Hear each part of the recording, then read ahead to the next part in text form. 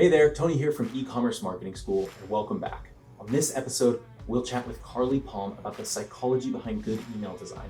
And let me tell you, she's an absolute expert at it. She studied visual communications in college and has been applying it to email marketing ever since as a customer success manager at Privy, where she helps customers optimize their emails every day.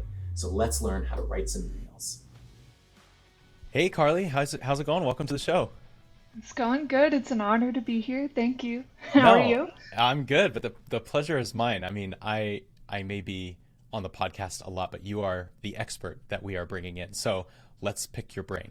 Okay, so Awesome. with email design is what we're talking about today. I feel like we hear everything from pack your emails with as many images as you can to make it really captivating, all the way to like the plain text truthers who want as little as possible in their emails. So when we're drafting emails, what should we be thinking about here?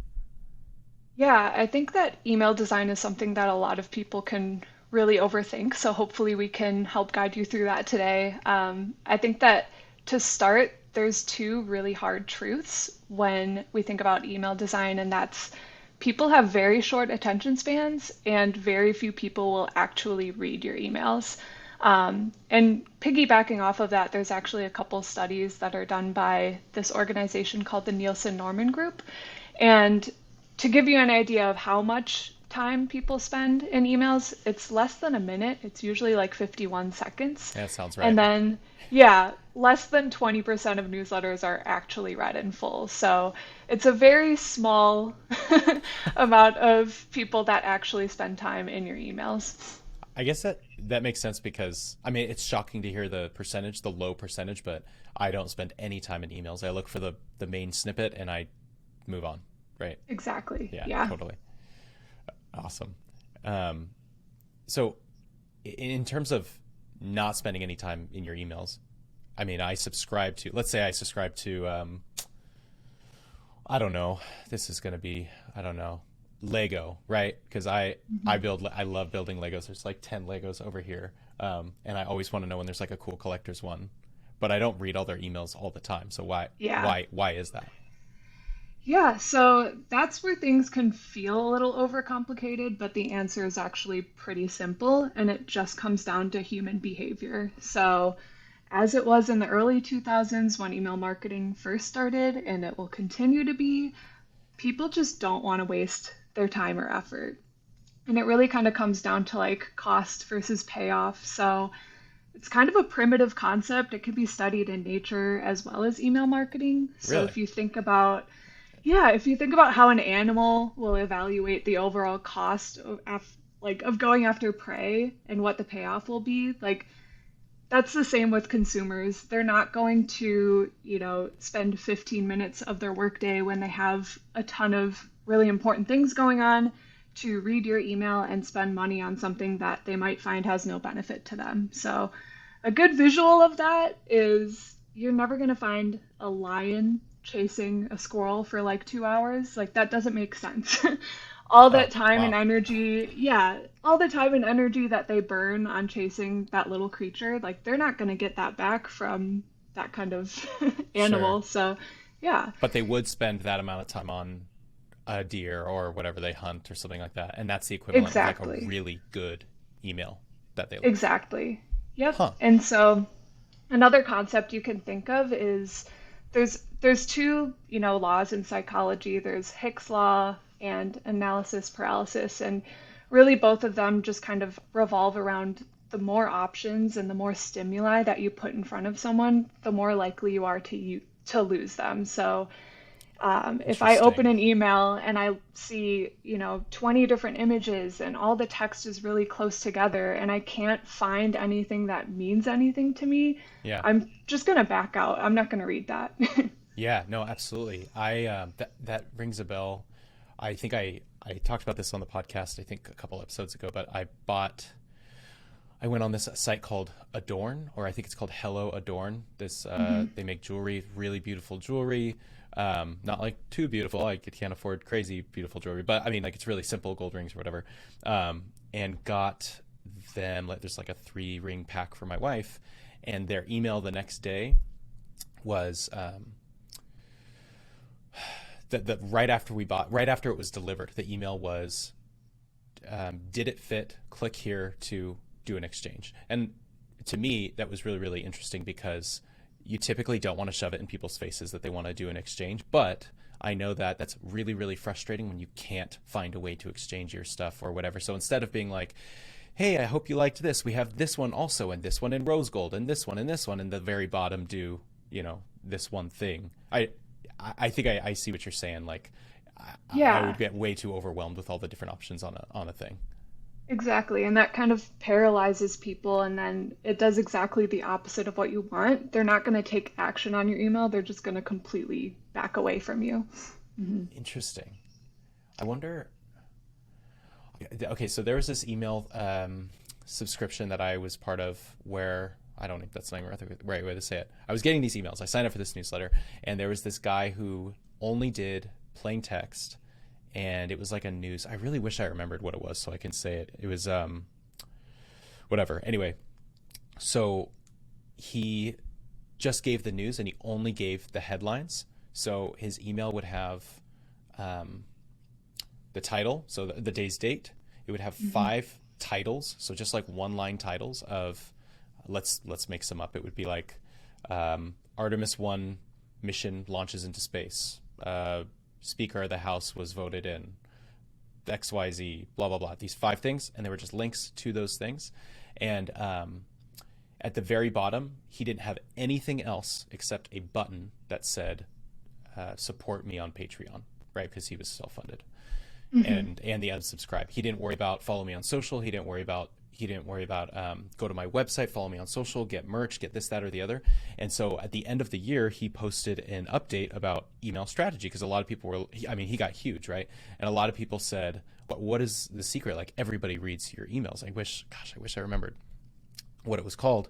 And he said, I had 6 links on my emails, which was a lot. Like that 6 is a lot. But the Mhm. only action I wanted them to take was supporting me on Patreon. And no, I didn't care about social media. I didn't care about this. People clicked on the links if they wanted to. But if they wanted to support me, I gave them one option. And that was Yeah. Patreon because I need to make a living. And so I think that makes a lot of sense that when people have too many options, I feel like you go on an email and it's like, follow us on Twitter, follow us on Instagram, also LinkedIn, try it, all these things. So totally. Yeah, definitely. And really what it comes down to, like that's the biggest reason people don't read emails is spending all of that time trying to decide between, what's important and what's not. And so what people do instead is they scan them. So there's a bunch of studies on how people scan and their eye patterns and everything, but we won't get into that. The biggest thing is that people will search for keywords or images that are meaningful to them, like taking shortcuts. And so just giving them, 6 links, you have 6 options to look at. It's not That's giant it. paragraphs. Yeah. There's also only one other action, like, you don't have to spend a bunch of time on that, and it's easy to scan and read through. Yeah. Awesome. Yeah, God, I'm sorry. You're saying all these things, and I'm seeing these behaviors like in my every time I scroll through an email. There's like 10 different emails that are popping in my head right now. But I okay, but know. let's talk about. You've given us enough bad news here about how nobody reads our emails. So people scan, they don't read the whole thing. They don't maybe have time to read our emails, and their attention spans are super short. So how do we like cut through that noise? How do we get around that if we're trying to draft successfully engaging newsletters? What do we do? Yeah, yeah. So those can all be tough pills to swallow, but the solution, it's actually pretty simple, and I feel like when you think about it, it might actually save you a lot of time and effort in the end. So really, the main solution is to design your email templates to be digestible and easy to scan through. And there's 3 different ways that you can accomplish that. The first would be to divide your content into chunks or bite-sized pieces. So if you are sending out an email and it's a product spotlight, and maybe you want to talk about, the product design, the packaging you use, and then the pricing, maybe it's on sale. I would try to avoid just putting all of those details into one big paragraph because it's going to be really hard for people to pick out what's important or they might not read it at all. Instead, you could split those 3 points into 3 separate chunks. So each chunk should only address one point. It should have one short headline or word above it so that it's easy to pick from the crowd. And then hopefully, if you can, it should have a relevant visual element.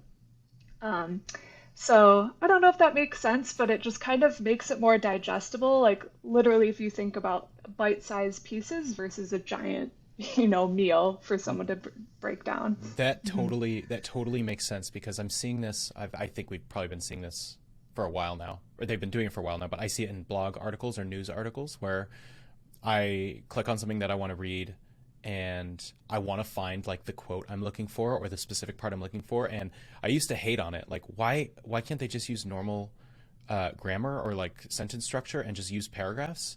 But instead they're doing this like whole LinkedIn crap where they're like doing 2 sentences at a time. And I'm like, man, this is dumb.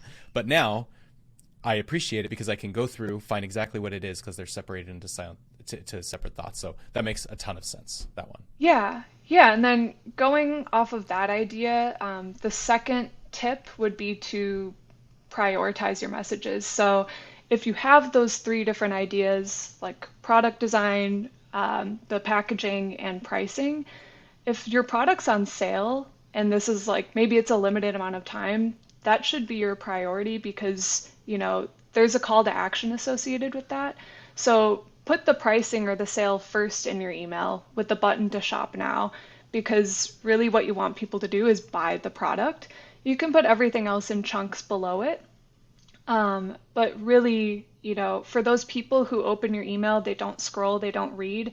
If they see something's on sale and they see a button to take advantage of it, then they can go ahead and do it. And you make it really easy for them. And then another piece of advice I give is also put that same call to action and point at the very bottom of the email. So that way you're making it easy for the 2 different types of people out there, the people who open your email, don't scroll at all, you make it easy for them to click. And then for the other people who actually do scan through it and make it to the bottom, they don't have to go all the way up back to the top to take action. So, Cool. that's another hard truth is humans are lazy, dude. They are so lazy. So Yeah, everything you can do to make it as easy as possible for them to take action in less than a minute, do it. absolutely. Yeah, and I feel that too because I mean we work in email marketing, but I probably archive 2/3 of the emails I get just because the subject line doesn't interest me, or if I Yeah, do open it, I'm like, man, not what I was looking for. Get out of there. So, all yeah, right, me cool. too. Yeah. And then the third tip is something that a lot of people overthink, and that comes to the actual design of the email. But tip number 3 is just to simplify the design. So, um, one part of that is the fonts you use. I think that a lot of people try to be really flashy and creative Yeah. with their fonts, which is great, but when you're trying to make it as easy as possible for people to read your email, you want to make sure that you're using clean, simple fonts. Okay. Um, Beyond that, embracing white space between your chunks. I think that some people try to cram everything in or try to make it so that people don't have to scroll to see everything in an email. But when it comes down to it, cramming everything together makes it harder to read through and separate. It just makes it overwhelming. And then that's where that analysis paralysis comes in and people will back out. So, um, making sure that there's breathing room in an email is super important. And then lastly, just eliminating fluff. So you don't need to include everything in your email. In fact, the goal is to drive people from the email to your website to actually buy the product. Because Interesting. one thing that people don't consciously think about when they're designing their emails is that you can put a lot of time and effort into them, but when it comes down to it, people physically cannot do anything inside an email. They can't buy your product, they can't ask you questions, they can't, navigate Yeah. your website. They can't do anything. They're just looking at it. Sure. So when we think it sounds depressing that people spend, 51 seconds in an email, but you really shouldn't be trying to keep them there for longer than that. You should Yeah. try to, leave them wanting more or drive them to the site. So, yeah, that's, when you think about all the fluff that you could put in the email, it could be hurting you rather than helping you. Wow. I'm probably going to do a whole nother episode on this alone because it was really impressive to me. But I just signed up for, have you heard of Mud Water? The I, I like haven't. coffee alternative. It's like mushroom based. Oh, wait. Yeah, Actually, it's yes. yeah. This is not sponsored by Mudwater in any way. I'm just saying I've been thinking about it for a while because I can't have caffeine, personal reasons anyway. And so I purchased it, and they sent me I think over the course of the week they sent me like 3 different emails, but each one had one topic, and it was very clear. It was hilarious, and it was probably 3 whole sentences, and that's the only thing that was in the email. And I honestly, it drove me to do 2 things. One, I can't wait till they email me again. And 2, I'm doing a whole episode on all of the emails they sent because of how much I loved them. So I think it kind of highlights I don't want to know if I just bought something. Yeah, maybe do one whole email where you send me all of your socials, where you're like, hey, you clearly want to keep up with us. Here's our Instagram and our thing. Like, that is the email.